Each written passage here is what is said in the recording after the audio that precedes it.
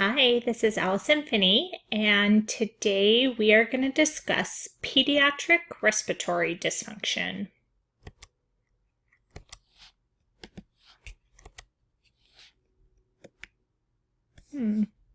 If I can get the slide to move on. There we go. The upper respiratory tract includes the oronasopharynx, the larynx, and the upper part of the trachea. And you can see that in this image here. The lower respiratory, now it just wants to go. The lower respiratory tract includes the lower trachea, the mainstream bronchi, the segmental bronchi, subsegmental bronchi, bronchioles, terminal bronchioles, and alveoli. Infections rarely stay in either the upper or lower, but often spread from one structure to the other.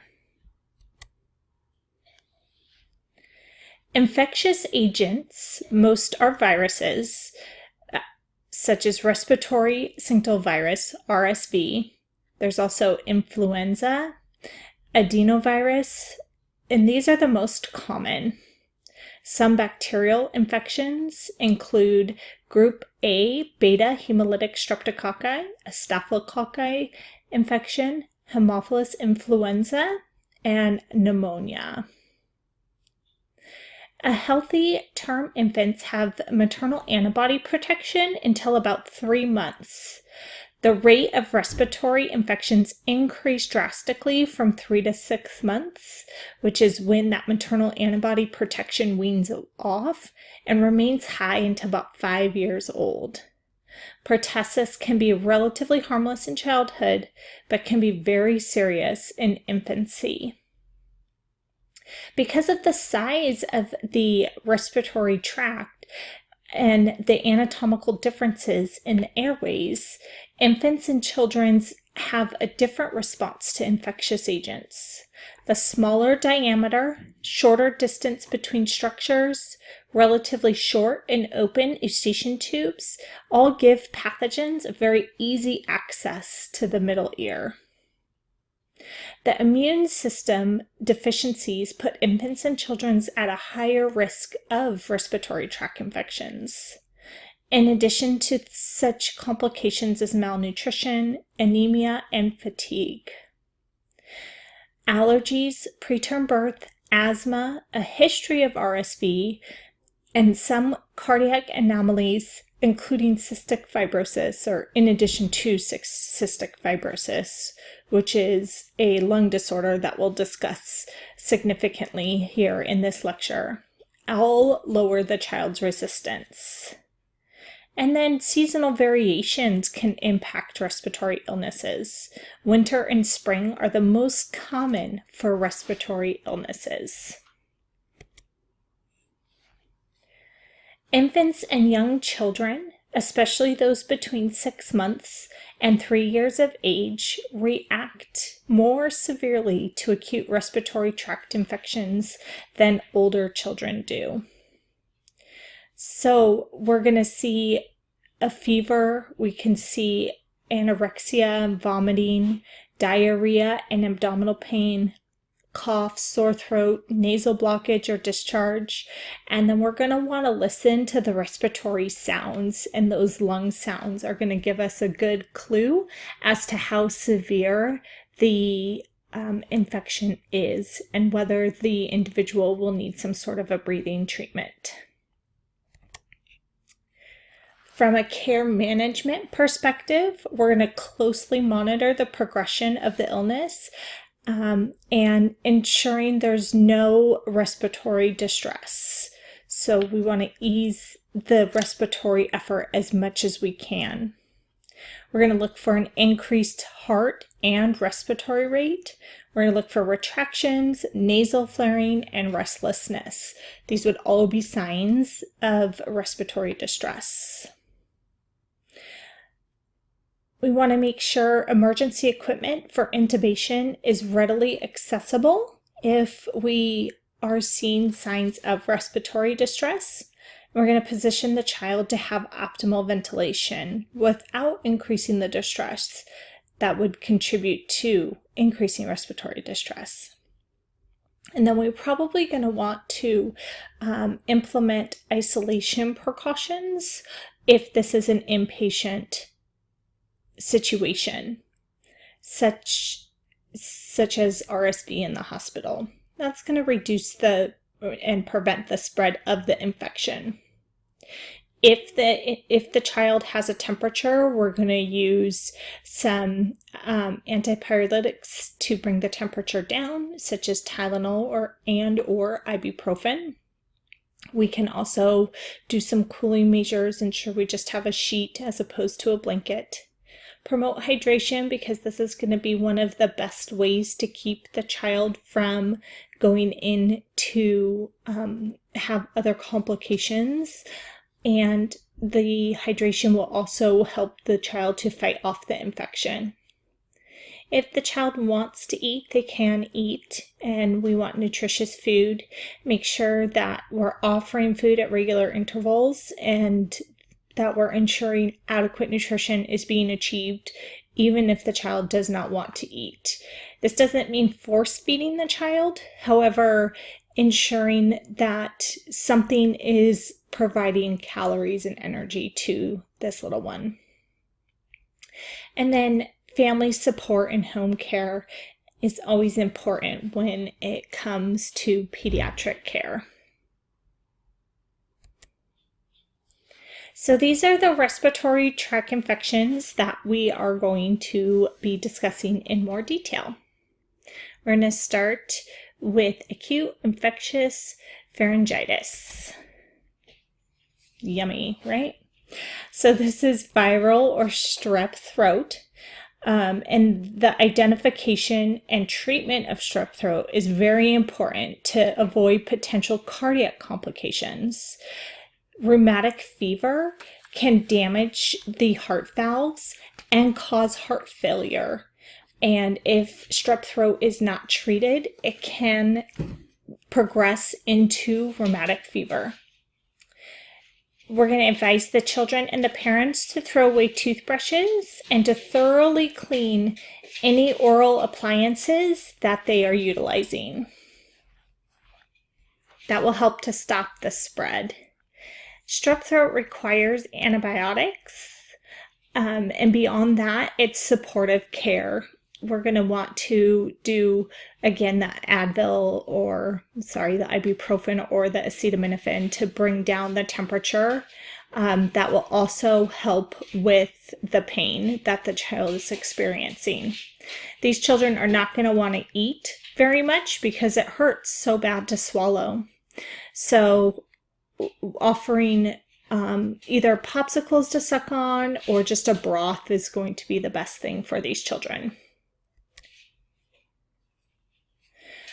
Tonsillitis. So the manifestations of tonsillitis are due to the swelling of the tonsils. And you can see here we have, up here we have the adenoids, and then the tubal tonsils, the palatine tonsils, and the lingual tonsils.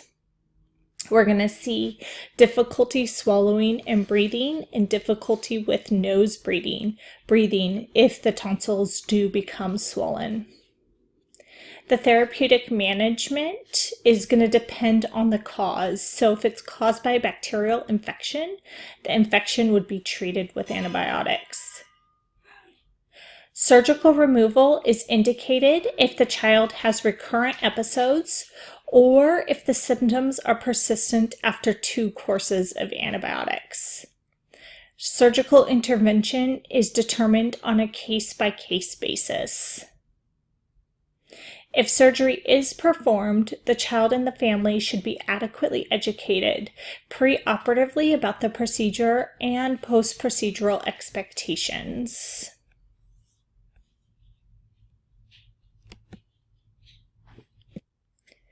Post-procedurally, the child should be placed in the prone position or side lying to facilitate the drainage of the secretions. Clearing of the throat and any activity that may aggravate the operative site should be discouraged. So things like coughing, we do not want the child to be coughing. Foods and fluids will be restricted until the child is fully alert and there are no signs of bleeding. We're not going to want to offer anything red or dark brown to eat or drink because we might mistake that for bleeding. A sign of bleeding that we will want to watch out for post-surgically would be frequent swallowing. That's going to be a sign of bleeding.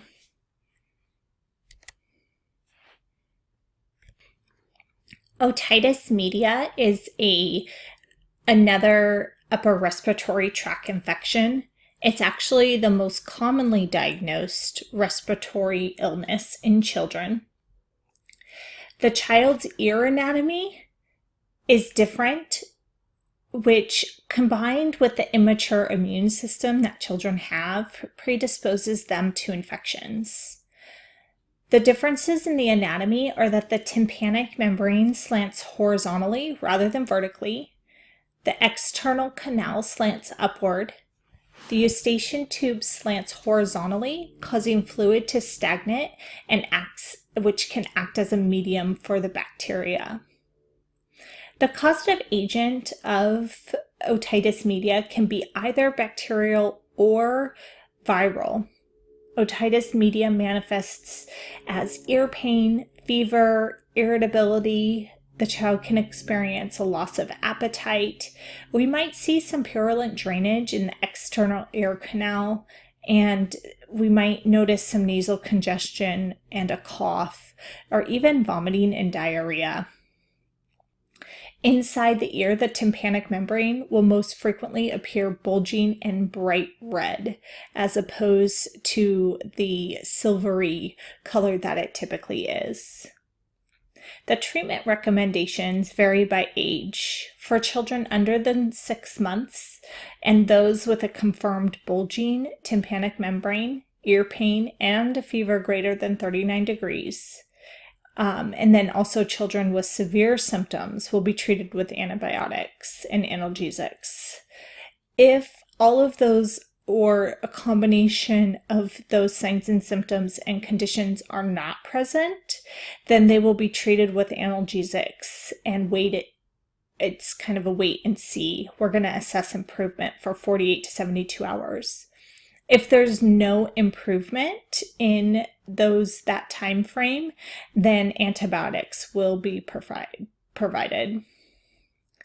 To prevent ear infections, moms should be encouraged to breastfeed their infants and educated not to prop a bottle in the baby's mouth.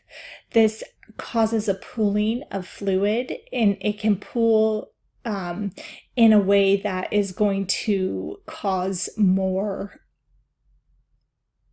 instances of otitis media. And tobacco cessation is also very important in the household.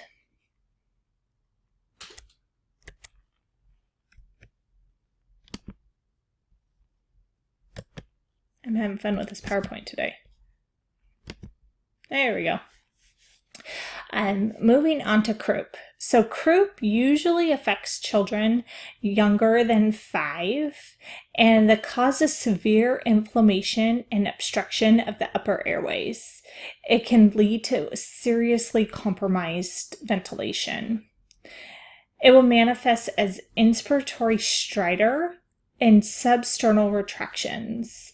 We're going to hear a classic barking or seal-like cough as one of the classic signs of the croup syndrome. Regardless of which syndrome is present, and as you can see here, they can affect the larynx, the trachea, or the bronchi. The most important nursing intervention is going to be continuous observation and adequate, accurate assessment of the respiratory status. These children can decompensate quite quickly. Most often, these are caused by the Haemophilus influenza type B, so that's the HIB. There is a vaccine for HIB, which will definitely help to prevent the occurrence of croup and then also help to decrease the severity of it. Acute epiglottitis is a medical emergency. It has an abrupt onset and needs to be treated very quickly. We're going to want to have emergency airway equipment readily available. Some of the clinical manifestations include a sore throat, just generalized pain, and the child might be assuming a tripod positioning to help them breathe. We might see drooling because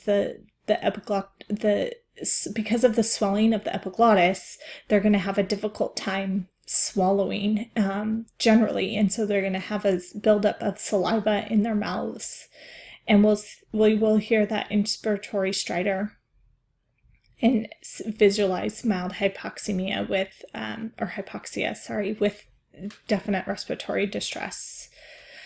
So we are going to only inspect the throat if we have emergency airway equipment and somebody able to intubate the patient readily available at the bedside, because any inspection, any touching could cause rapid and severe swelling and the complete obstruction of the airway.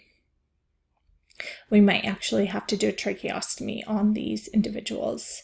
It's a very serious respiratory tract infection. We're going to provide continuous monitoring of the respiratory status to ensure that the child is adequately breathing. For acute laryngotracheal bronchitis, we are going to see this as the most common cause of croup, and it typically affects children from about 6 months to 3 years and is caused by a viral infection. The goals of the management are to maintain the airway and provide adequate respiratory exchange. Children with labored respirations and stridor or other respiratory symptoms should receive medical attention. The application of humidity with cool mist will provide some relief for most of them. And we definitely want to encourage oral hydration unless there's a risk for aspiration, in which case we would utilize IV hydration to keep these children hydrated.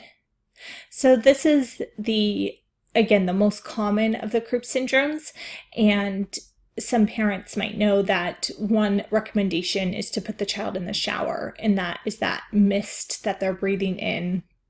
Cool mist is much better than a warm mist. However, the warm mist does work as well to help open up the bronchia.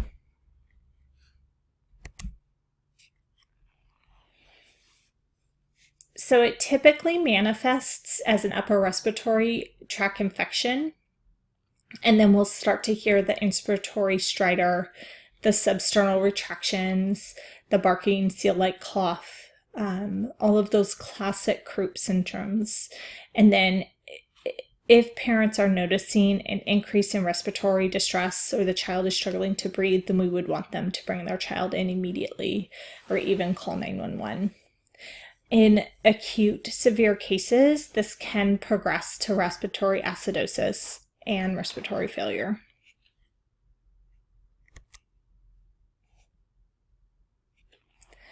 So we're going to maintain the child's airway, maintain hydration, which we kind of talked about, orally or intravenously. We can use nebulized mist with supplemental O2, and depending on how severe, we might use nebulizer treatments with epinephrine or steroids involved in them too. And the same with all of these croup syndromes and most of our upper respiratory tract infections, it's vigilant observation is the most important nursing intervention and accurate assessment of respiratory status. We're going to want to make sure that we have a very comforting environment for the child, especially if it's a young child. We'll want to make sure we can have the parents present because crying is going to be very taxing on the respiratory system. It takes a lot of respiratory effort and energy to cry. It also produces a lot of secretions, which can inhibit the breathing efforts, especially if the respiratory effort is already compromised. So moving on to infections of the lower airways. So the lower airway is actually considered the reactive portion, and the lower respiratory tract includes the bronchi, the bronchioles.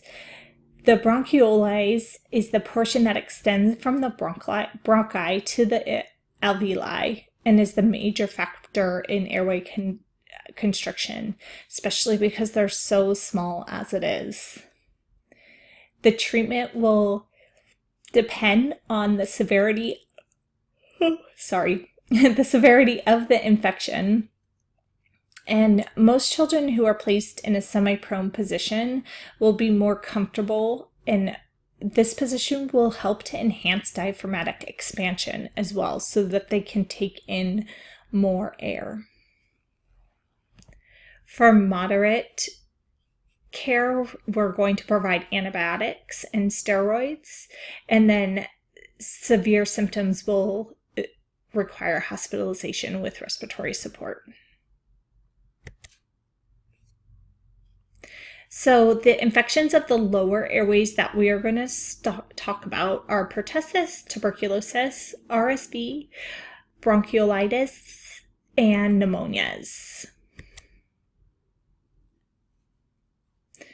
So this is just a picture of a child receiving oxygen in a breathing treatment.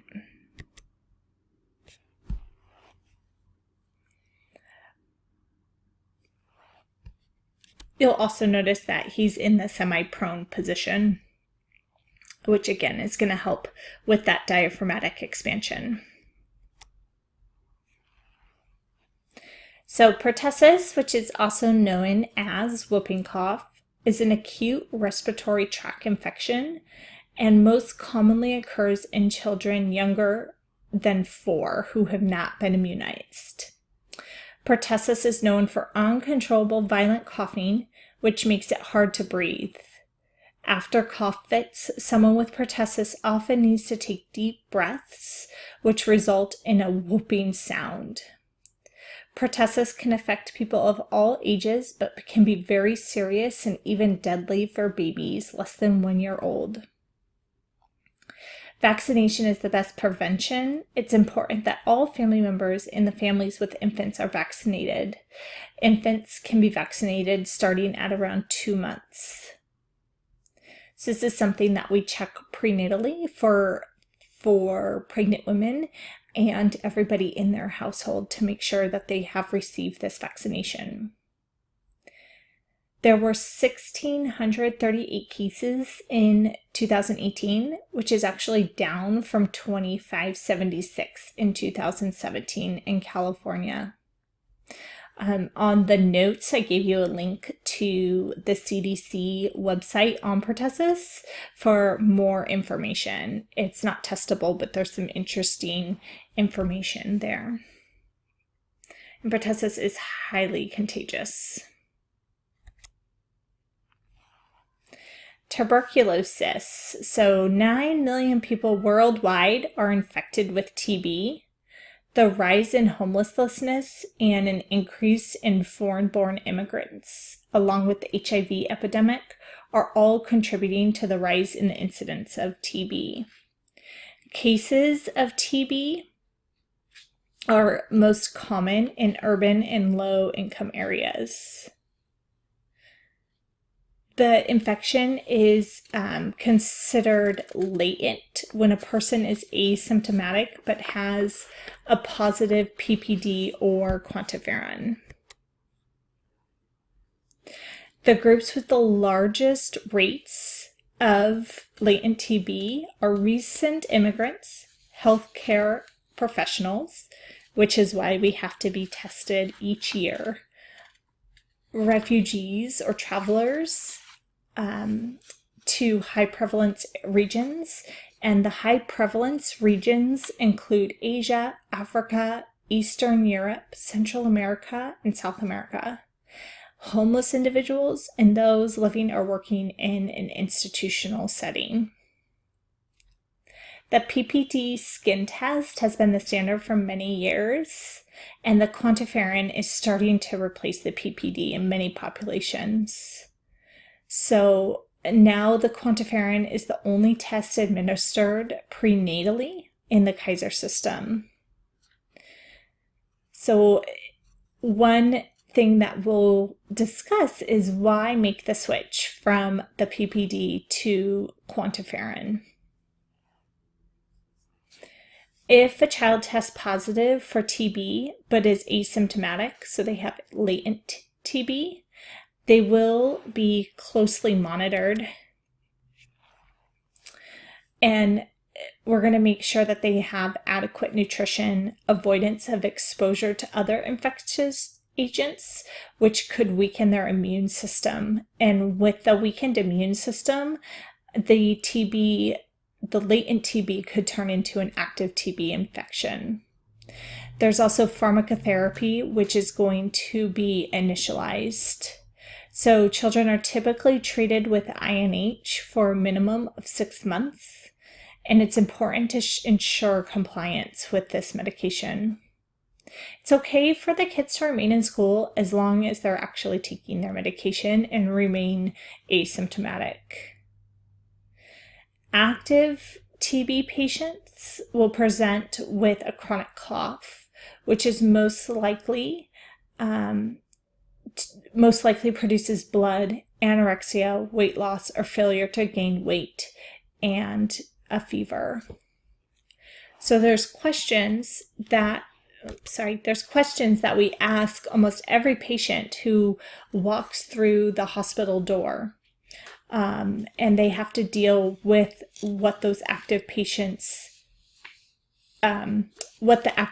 present with. So when we're doing our initial screen, either in triage or as an admission, we're going to ask most patients, do you have a cough lasting greater than 3 weeks with bloody sputum and night sweats? Because the night sweats are going to be a sign of the fever.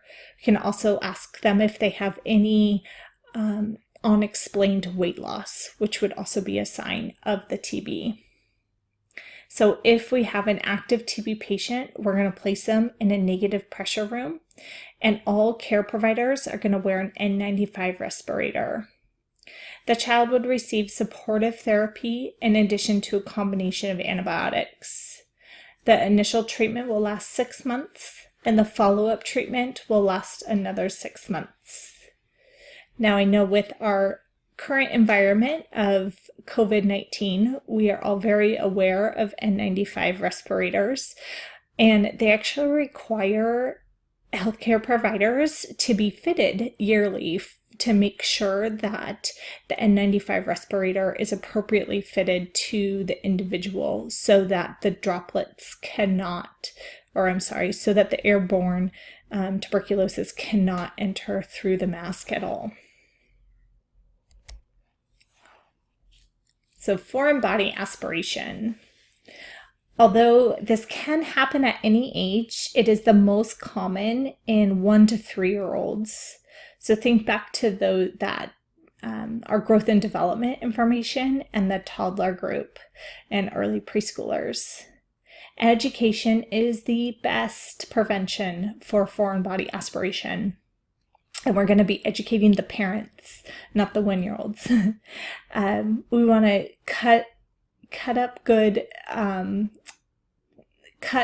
educate parents of the appropriate cutting of hot dogs and grapes and other foods that have a high incidence of foreign body aspiration.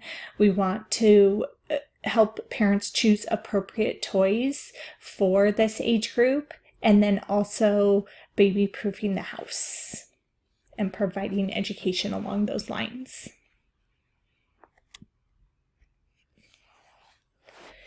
So asthma is the long-term respiratory dysfunction that we are going to discuss.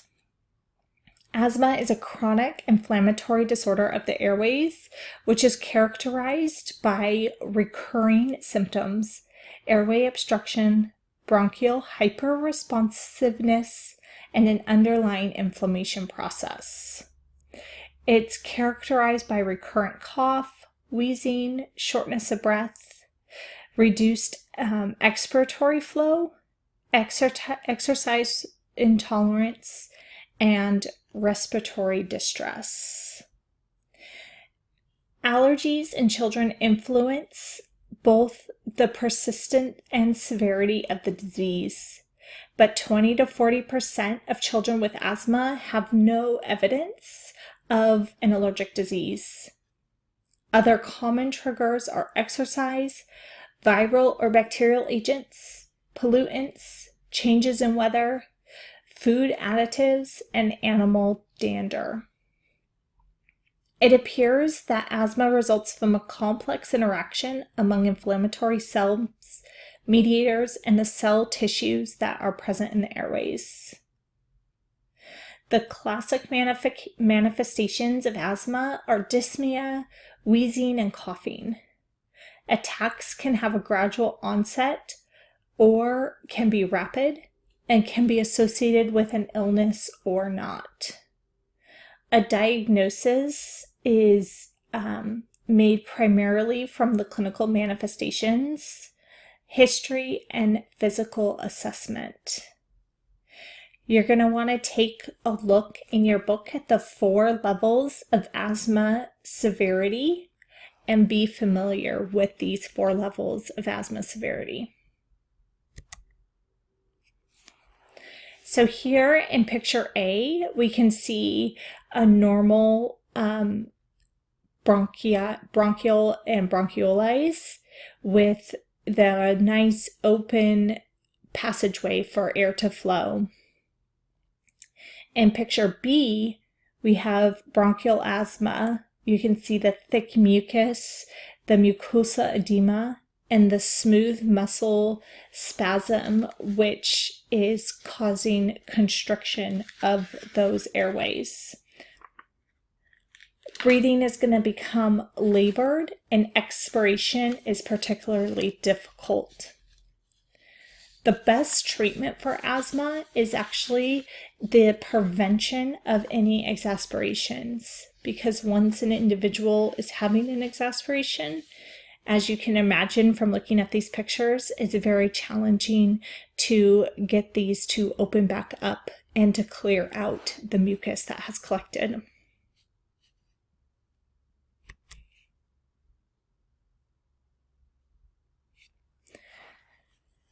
So from a therapeutic management perspective, we're going to try to figure out what the individual triggers are.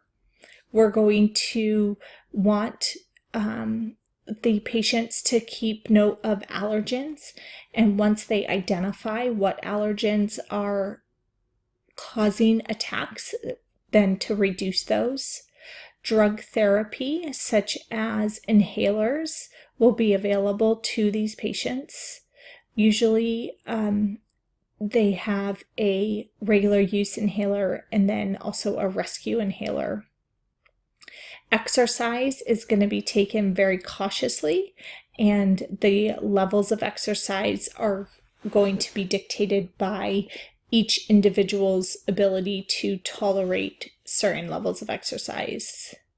Breathing exercises, especially exhalation, so incentive spirometers, are going to be good for inhalation, and then breathing exercises of a sharp breath out are going to help to strengthen those structures. Can use hyposensitization, and status asthmaticus is a severe instance of an asthma attack, which is going to require significant, swift, and appropriate intervention and treatment. This is hopefully where the individual has a rescue inhaler readily available and can use it very quickly. The prognosis is going to depend upon the availability of treatment.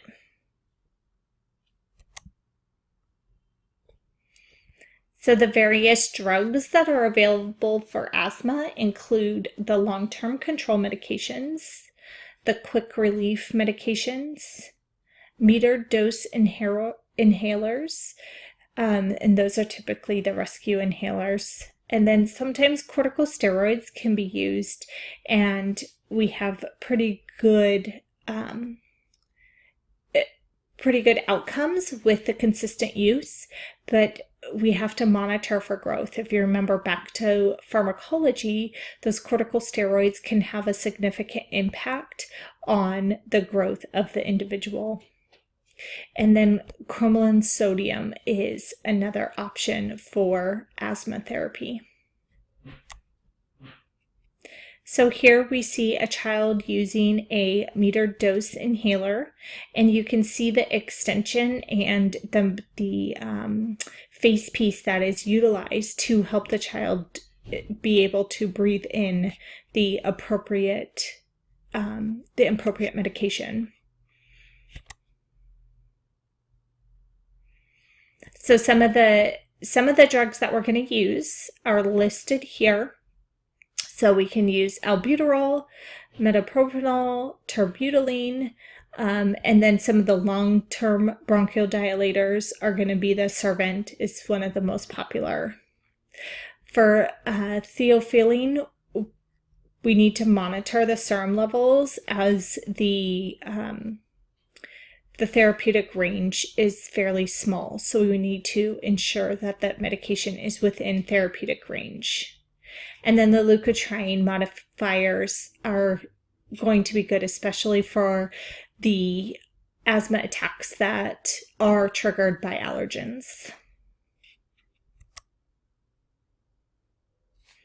So here we have a little bit more information on status asthmaticus. So it is a medical emergency, and it will result in death if not treated. We see this a lot when there is a particular infection occurring and the patient has asthma. So we're going to be, our nursing interventions are to improve ventilation. We're going to be utilizing most likely some sort of oxygen therapy. Hopefully it doesn't get to the level of needing to be intubated, but this absolutely could.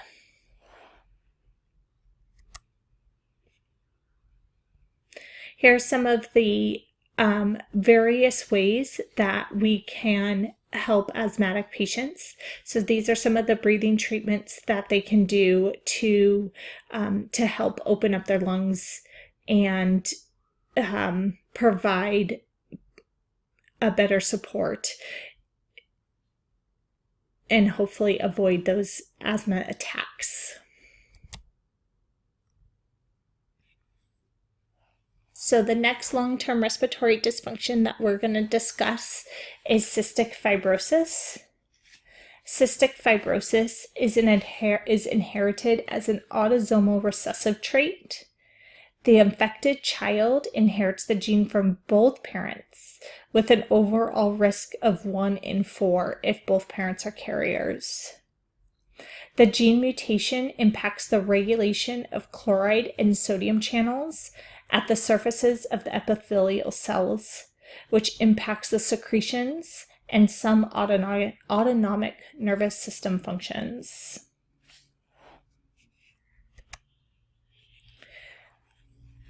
This picture depicts the various effects of the exocrine gland dysfunction in cystic fibrosis. The primary factor that's responsible for many of the clinical manifestations is the mechanical obstruction caused by the increased viscosity of mucus gland secretions. So the mucus for cystic fibrosis is very viscous as opposed to thin and slick. The malfunction of the chloride and the sodium channels leads to an increase in sodium chloride excreted into the sweat glands. So hence the sweat chloride test is used to be used. There's a show called Call the Midwife, and it's set in the 50s in England, and or earlier than that, potentially too. One of the episodes has a midwife who licks the child because they suspect cystic fibrosis, and sure enough, the child has significantly salty sweat, which is one of the signs of cystic fibrosis. Now we have genetic testing at our ready, so most women receive a genetic test prenatally.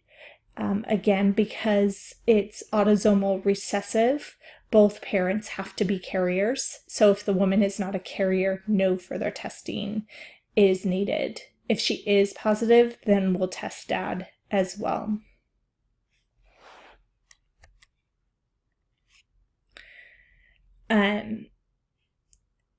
So there are many different manifestations of cystic fibrosis that impact the various organ systems and functions.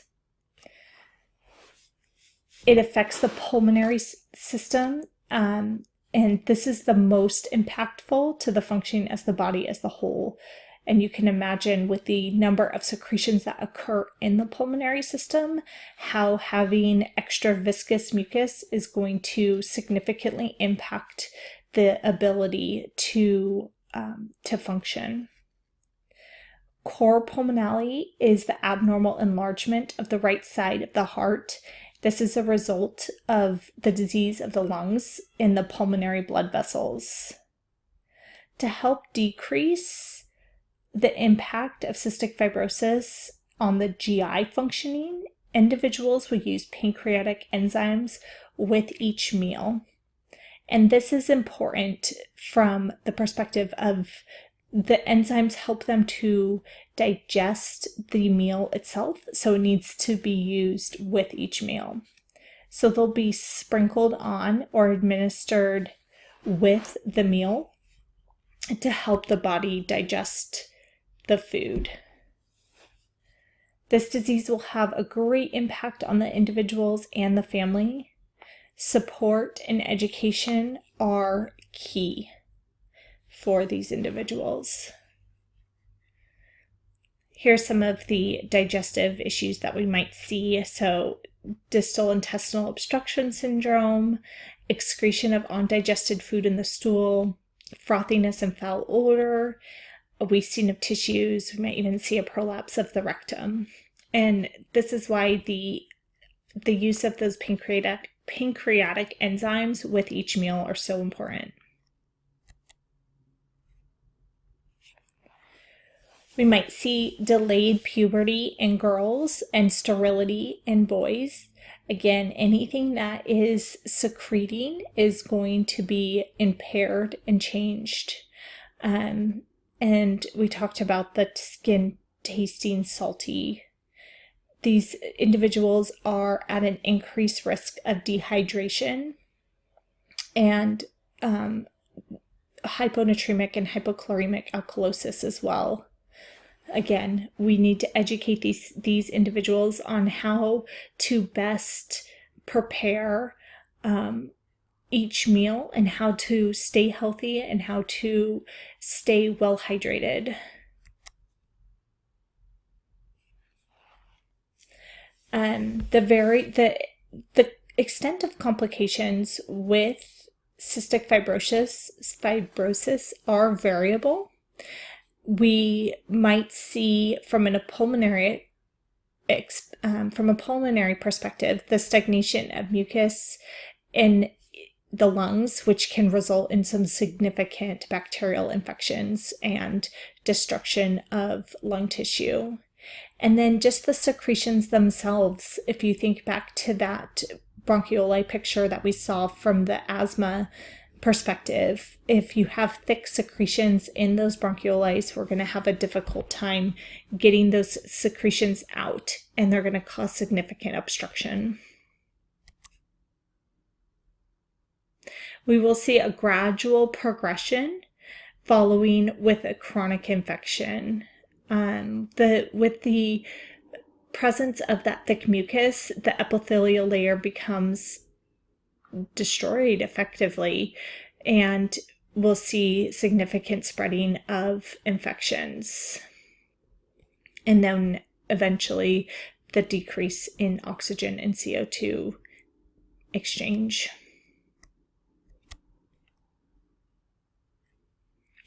The chronic hypoxemia is going to lead to hypertrophy of muscle fibers in the pulmonary arteries and arterioles. We're going to see pulmonary hypertension. We talked about cor pulmonale with the right side of the heart. We can see pneumothoraxes and hemoptysis as well. So these cystic fibrosis patients are dealing with significant problems. Their pulmonary issues are the most life-threatening and also the most impacted. However, they have many different issues along the way. So cystic fibrosis individuals can have airway clearance therapies. We might see bronchodilator medications on board, physical exercise to keep muscles moving and blood flowing, aggressive treatment of pulmonary infections, aerosolized antibiotics, and even home antibiotic therapy can be utilized. So we talked about this a little bit, but we're going to use those pancreatic enzymes with the meal.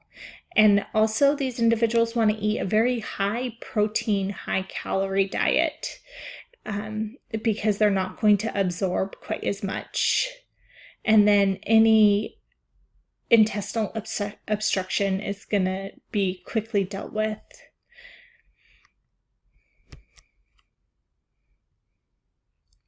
So pancreatic fibrosis occurs eventually, and we might see diabetes because of this. We definitely have that decrease in pancreatic enzymes, and we might see a sweat dysfunction with these individuals. Babies and children often present as failure to thrive because they're not able to put weight on. The median survival of cystic fibrosis is about 40 years. It is a progressive and incurable disease. Lung transplant is currently the best treatment for cystic fibrosis, and it does increase the life expectancy pretty significantly. A lung transplant is a challenging transplant and is obviously dependent upon the availability of the organs. And then this individual would be on immunosuppressant therapy for the remainder of their life. So the families of cystic fibrosis children need lots and lots of support. There's going to be treatments that are occurring multiple times a day to break up those thick secretions that are in the lungs. These children end up with frequent hospitalizations. The parents have to do significant amount of home care. And then obviously this individual who is expressing the trait of cystic fibrosis is a carrier, so has the potential to pass it on. So that's it for our respiratory dysfunction for pediatrics. So slow, deep breaths, keep those lungs nice and full of good oxygen. If you have questions, please post them on the discussion board associated with this lecture, and I will answer them. Have a great day.